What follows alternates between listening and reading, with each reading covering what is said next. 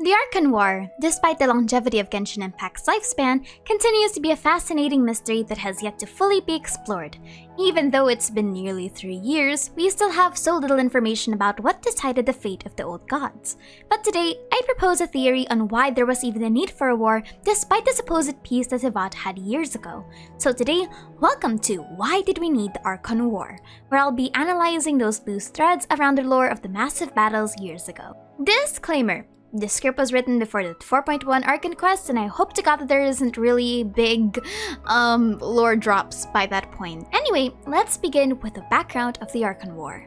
The Archon War is an ancient battle between a race of celestials known as the demon gods. Prior to this, the realm of Teyvat was peacefully existing with the different deities from Celestia, with the 7 nations' boundaries split amongst the gods who ruled certain pieces of land.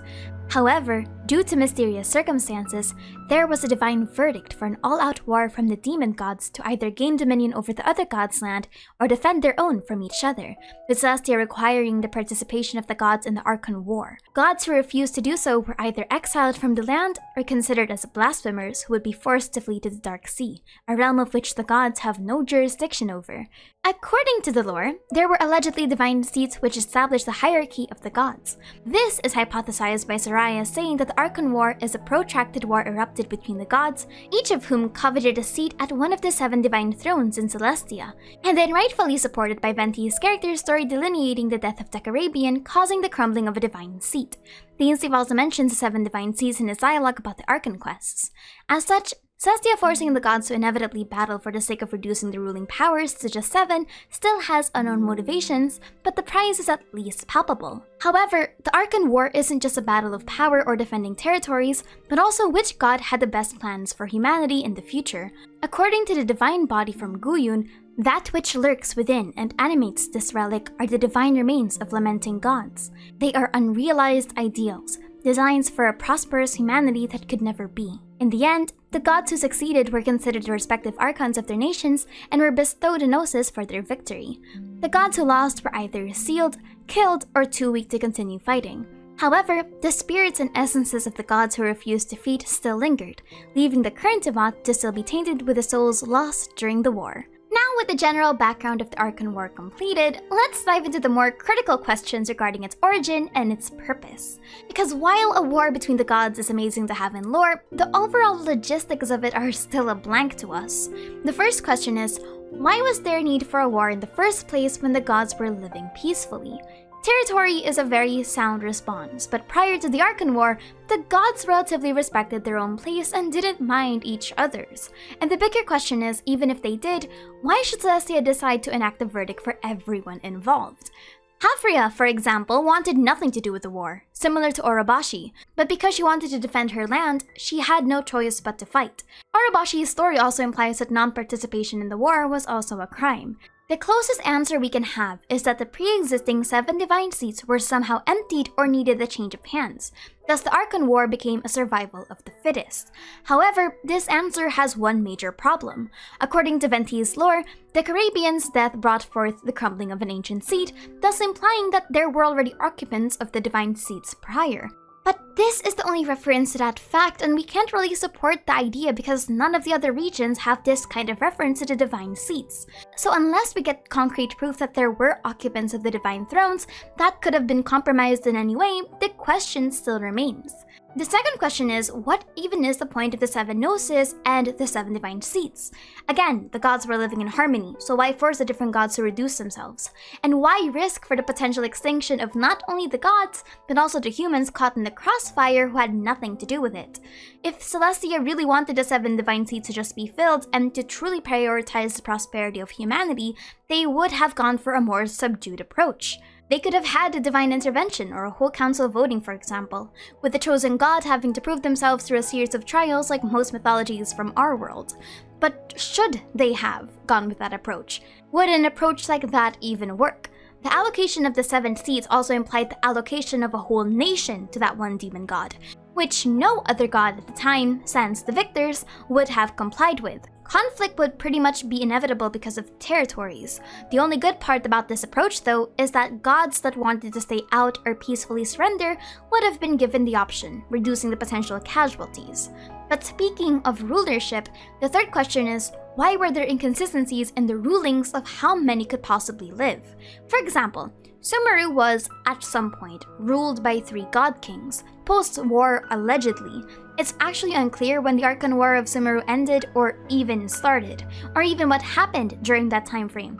The Archon War in Sumeru's lore is hardly mentioned. Logically speaking, if we want to keep it somewhat in the semblance of the laws of the Archon War for other nations, the war would have been somewhat ongoing with the death of the Goddess of Flowers and King Deshret, similar to Orobashi and Makoto. But these are 2 instances of gods that respected each other's domains, but one had to perish in the future, leaving behind the future victor of their nation's Archon War. Another good evidence that there's a clause that there must only be one true victor is the case with Baal and Beelzebul, accounted on the Treasured Tales. Now, while A does say that the book eventually becomes wishful thinking, she specifically says that it only becomes that way after the pacification of Watatsumi, of which she had to go there with the troops as Makoto's Kagemusha because the Electro Archon was currently dealing with domestic affairs. That isn't what's referenced in our current release version of the book, which actually talks about her being the Kagemusha. As such, A's praise of it for being accurate would be verification enough for us to trust the first volume, and the first volume gives us a very telling account of what happened in the Archon War. As most know, only the 7 emerged from the rack and the ruin of war that rolled across the mortal world like a crimson storm, though the Shadow Shogun was divinely skilled in martial arts and unsurpassed with the blade. She believed herself little more than a warrior with little understanding of mortal hearts. Thus, she chose to give up her bodily form, helping her sister to ascend to the heavenly citadel and obtain dominion over Inazuma. Shortly after, the true shogun, Makoto, set up her shogunate and began to rule over the land. Remembering their bond, she recalled A's divine will and reforged her body, thus returning her sister to her side once more as her Kagemusha. This still supports the idea that gods participating in the Archon War had to be considered out of the commission enough to be booted. So combining all of these questions, we begin the theory of why there was a need for only 7 Archons and why Celestia needed a mass extinction of gods. I propose a theory of the new 7 sovereigns and the nature of the demon gods in general. For those that don't know, the 7 sovereigns are the original rulers of Tevat, and taking from that Enkanomiya lore, we're going to theorize on why the Archon War needed to exist in the first place. I theorize that the demon gods weren't always celestial in nature, but rather would have been creations of the primordial one as different manifestations of the quote-unquote aspects of existence. I genuinely don't think that their god of blank moniker is just a name, especially with how consistent it is in lore and Celestia's themes of fundamental laws and ideals. So far, not all gods have that naming convention, but they do have a distinct enough aspect that differentiates them from the other gods. Andreas, for example, is not referred to as any kind of god of blank moniker, but he is still notably the god of ice and frost that made old Mondstadt into a frozen tundra. A god's ideal plays a massive role not only in their characterization, but also in dictating how their future plans for humanity's prosperity are supposed to manifest, with the dead gods at least. More concrete forms of life have distinct titles, such as stove, contracts, hot pot, and thieves, representing the more human-like ideals. Flowers, dust, and salt representing the forces of nature, and freedom, eternity, and wisdom as overarching qualities needed in life. Regardless, the different demon gods are made to represent both the good and the bad of life. Which reminds me of how the Primordial One and the 4 Shades created the world of Tevat after the 7 sovereigns. The demon gods, being forces of nature, and by extension, creations of Celestia, are also supported by the lore discussing how gods can create lesser gods. The Primordial One is able to create the 4 Shades, and Venti is described as a thread of the 1,000 winds, implying that he has a strong connection to the god of time. Andreas' power was also mentioned to have been bestowed upon him by a god. However, the real question for their creation is why? Why would Celestia feel the need to create the gods? Well, first could be surveillance over humanity. The gods didn't have the most amicable relationship with the people, but they were still here to watch over Tevat. But another possibility is that they're the vessels of the different elements. Think of it this way. Tevat's elements preceded the birth of the demon gods and even the coming of Celestia. One way to truly have control over the elements would be to create somewhat lesser creatures under your rule and jurisdiction to watch over the inhabitants of the land. However, I want to consider in this theory that the demon gods are somewhat exiled from Celestia, in the same vein that while they work directly under them, the gods themselves can't freely go in or out. Essentially, they play by the same rules as mortals. There's this theme of distant power that Celestia has with the Archons in such a way that absolute power is so close, yet so far. It is also possible that Dainsleif's line about the Archon quest wasn't just for the Traveler, but also in reference to the Archons being goaded into the promise of power and ascension despite nothing good coming for them in the past centuries. Across their lifespan, we don't have any concrete evidence that Archons are allowed to pass in and out of Celestia, which brings us to the next motivation of the Archon War. Is it possible that the Archon War was meant to appoint the new 7 sovereigns of Tivat and reduce the elemental noise that the demon gods would have provided? Consider it like this. The nature of elements in Genshin lore has always been akin to raw energy which requires a vessel. However, similar to the ley lines, if the elemental energy is spread too thin across many kinds of vessels, either the source is too watered down or there is a risk of instability. It's like trying to plug too many things on an extension cord. Sure, you can, but should you? As such, a high volume of powerful elemental creatures that are not native to Tivat's natural ecosystem could have a negative effect on the longevity of Tivat's ley lines. Furthermore, the Archon War could be politically motivated to see which of the gods is worthy of being the ruler of their respective elements.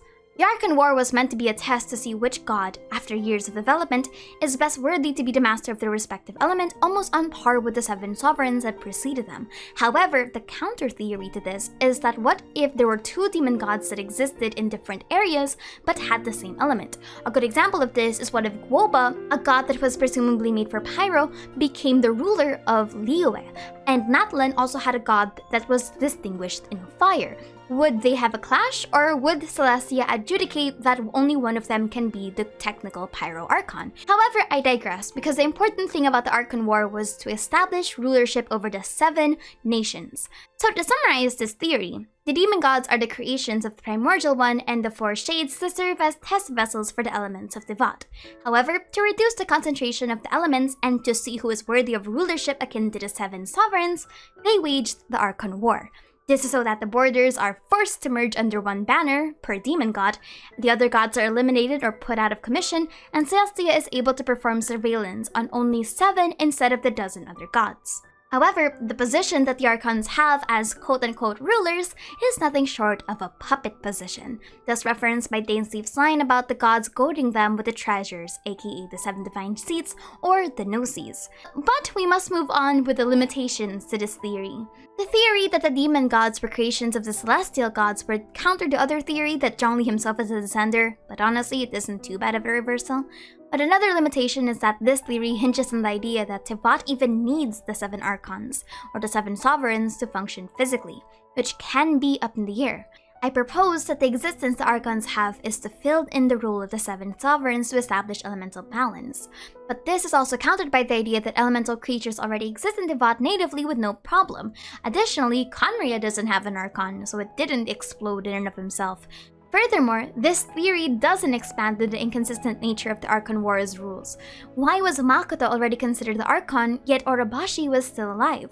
Or why was there 3 God Kings and Sumeru with no concrete history of the Archon War? And lastly, I theorize that the demon gods are exiled from Celestia, but what if we just never had a reason to see them in Celestia in the first place? We know that expulsion from the island in the sky isn't out of the question. The goddess of flowers is a very good example of this, but we also need to consider that maybe they can go to Celestia. We were just never truly given a reason to be shown this. Overall, the theory is a good starter explanation on why there was an Archon War, but there still needs to be more work. Why would you wage war against the continent when the world was supposedly in a time of peace? I don't really understand the logistics of that, and I hope that the new Archon quests, or at least the future Archon quests, could dive into that. Anyway, that's it for me today. My name is Aster, and welcome to 4.1, I think. I don't know when this video is coming out.